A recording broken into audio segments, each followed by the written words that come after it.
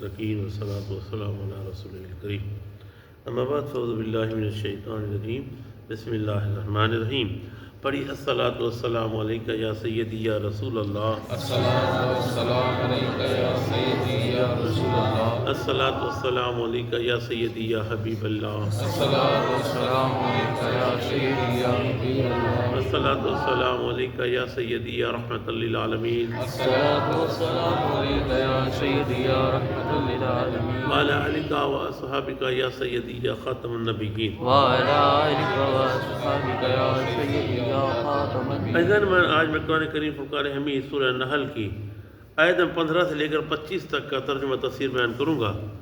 اللہ کا تعالیٰ مناتی کو صحیح بیان کرنے کی، حق بیان کرنے کی توفیق عطا فرمائے، مجھے اور آپ کو سب پر قائم و دائم رہنے کی توفیق عطا فرمائے۔ اللہ تعالیٰ قرآن کریم میں ارشاد فرماتا ہے وَأَلْقَىٰ فِي الْأَرْضِ، اللہ نے گاڑ دیے زمین میں رواسیا، اونچے اونچے پہاڑ، ان تمیدہ بکم، کیونکہ زمین لرزنے لگی،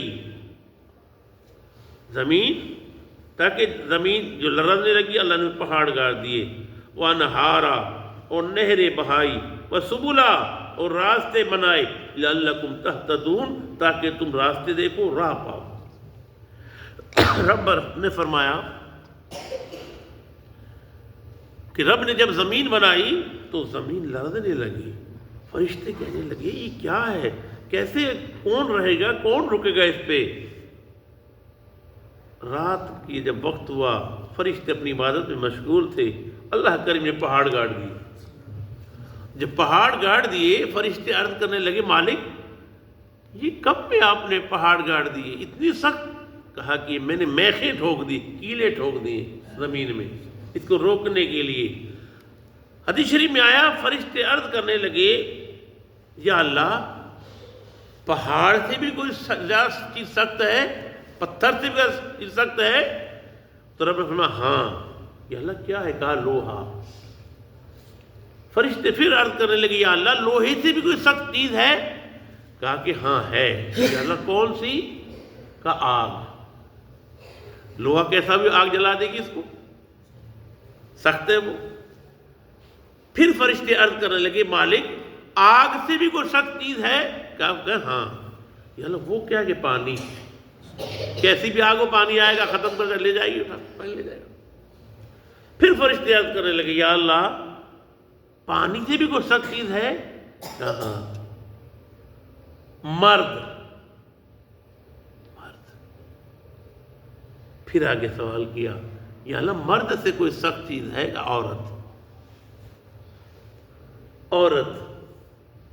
اب اندازہ کریں کہ پہاڑ سخت، لوہا سخت، آگ سخت، ہوا سخت، پانی سخت، لیکن مرد انسان کا جو دل ہے ان سب سے زیادہ سخت ہے۔ اور اس کے مقابلے میں عورت اگر اپنی سرکشی پہ آ جائے تو مرد کو بھی پیچھے چھوڑ جاتی ہے، اس میں مرد بھی کچھ نہیں ہے، اس کو ہلا نہیں سکتا۔ آگے ارشاد فرمایا وَعَلَامَاتٍ، اور علامتیں، وَبِالنَّجْمِ هُمْ يَهْتَدُونَ، ستاروں کے ذریعے تمہیں راہ دکھائی۔ جب بندہ سفر کرتا ہے نا سمندروں میں تو ان کے پاس میپ ہوتے ہیں، وہ ستاروں کے میپ ہیں، وہ ستاروں کے ذریعے اپنی سمت پہ چلتے ہیں۔ اگر ارشاد فرمایا اَفَمَن يَخْلُقُ، کیا وہ جس نے پیدا فرمایا، کَمَن لَا يَخْلُقُ، اس کی مانند ہو سکتی ہے جس نے کچھ بھی نہیں بنایا؟ افلا تذکرون، کیا تم غور نہیں کرتے؟ وَإِن تَعُدُّوا نِعْمَتَ اللَّهِ، اگر تم اللہ کی نعمتوں کو گننا چاہو لا تحصوها، نہیں گن سکتے۔ اللہ کی نعمتیں، رب فرماتا ہے اگر تم میری نعمتوں کو گننا چاہو نا نہیں گن سکتے۔ اگر میں کہوں انسان،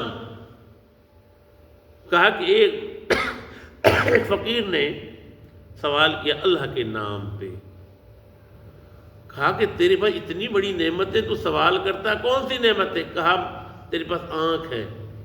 نہیں، بولا شو کر، یہ اتنے ہزار روپے لے لے، آنکھ نہیں دوں گا۔ تو کتنی بڑی نعمت ہے. اچھا چل ہاتھ دے دے, نہیں دوں گا. تو اللہ کریم نے انسان کو سراپا نعمتوں سے مزین کیا ہے.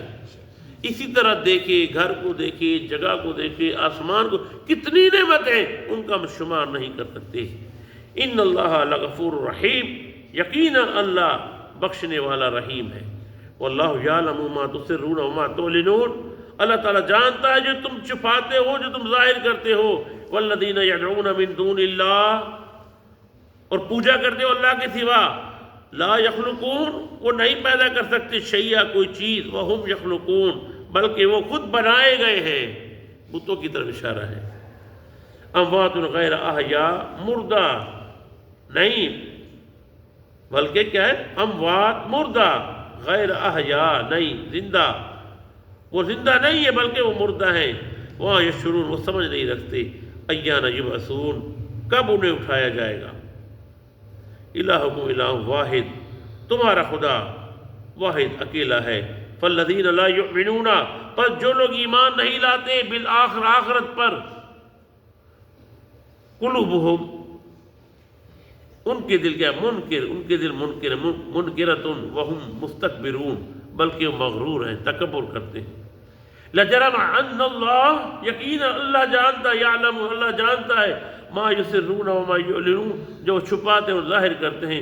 انہ لا یحب المستکبرین, اللہ پسند نہیں کرتا غرور اور تکبر کرنے والے. اللہ کے حبیب صلی اللہ علیہ وسلم تشریف فرمائے. آپ تکبر کے بارے میں بیان فرما رہے تھے. ایک صحابی آئے, وہ بڑی صفائی پسند تھے, نفیس تھے, جوتے کے تسمے کو بھی صاف رکھتے, اپنی ہر چیز کو صاف رکھتے. تو وہ عرض کرنے لگے, یا رسول اللہ, میں تو یہ چاہتا ہوں کہ میرا کوڑا بھی صاف ہو, اس کا جو پتا وہ بھی صاف ہو, میرا جوتا بھی صاف ہو. کیا میں تکبر تو نہیں کرتا؟ تو آپ نے پوچھا, کیا تیرے دل میں حق کے خلاف کو منافقت تو نہیں ہے؟ کہ یا رسول اللہ نہیں. کہا تو حق پر تو کر سکتا ہے, کیونکہ فقیری اس کے اندر موجود ہے. حضرت عبداللہ بن سلام بڑے یشمت تھے, دولت والے تھے, لیکن صاحب فرماتے ہیں ہم نے دیکھا لکڑی کا گٹھر سر پہ رکھا جا رہے ہیں. عبداللہ یہ کیا بات ہے؟ کہا کہ اپنے نفس کو نیچا دکھانے کے لیے, کہیں تکبر نہ پیدا ہو جائے میرے اندر, میرے اندر تکبر نہ پیدا ہو جائے. میرے آقا نے ارشاد فرمایا, اگر وہ ہے امیر لیکن 3 کام کرتا ہے, بکری کو کھولتا ہے, بکری کو باندھتا ہے, بکری کا دودھ نکالتا ہے, اور غریب کی تیمارداری کرتا ہے, وہ فقیر ہے. عاجزی ہے اس کے اندر. کہا جو عجز و انکساری والا ہوگا وہ جنت میں جائے گا. جس کے دل میں رائے کے برابر بھی تھوڑی سی بڑائی ہوگی وہ جہنم میں جائے گا, اسے جنت کی ہوا بھی نہیں لگے گی, بلکہ میں نے ارشاد فرمایا وہ قریب جائے گا, فرشتے اس کو جہنم میں دھکا دے دیں گے. اتنی بڑی سخت مذمت آئی ہے. کہا کہ دوسرے کے جوتوں کو بھی اپنے سے بہتر سمجھو تو تمہارے اندر فقر آئے گا.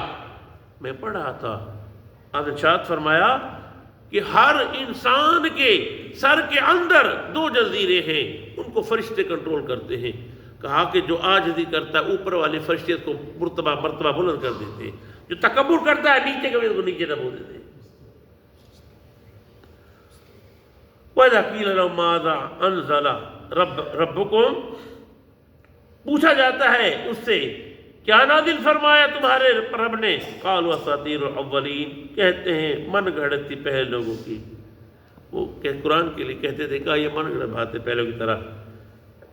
لِيَحْمِلُوا, تاکہ وہ اٹھائیں أَوْزَارَهُمْ, اپنے بوجھ. کاملۃً یوم القیامہ, باعث اٹھائیں گے اپنے وہ قیامت کے دن پورے بوجھ. الذین یضلونہم بغیر علم, جنہیں وہ گمراہ کرتے رہتے ہیں جہالت سے.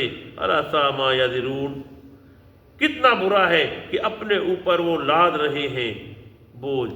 اپنا تو بوجھ ہے ہی ہے, دوسرے کا بوجھ بھی لاد رہے ہیں. دوسرے کو گمراہ کر کر, دوسرے کو بھٹکا کر اس کو بھی نہ لاد رہے ہیں. اللہ دعا عمل کی توفیق عطا فرمائے. وما علینا البلاغ.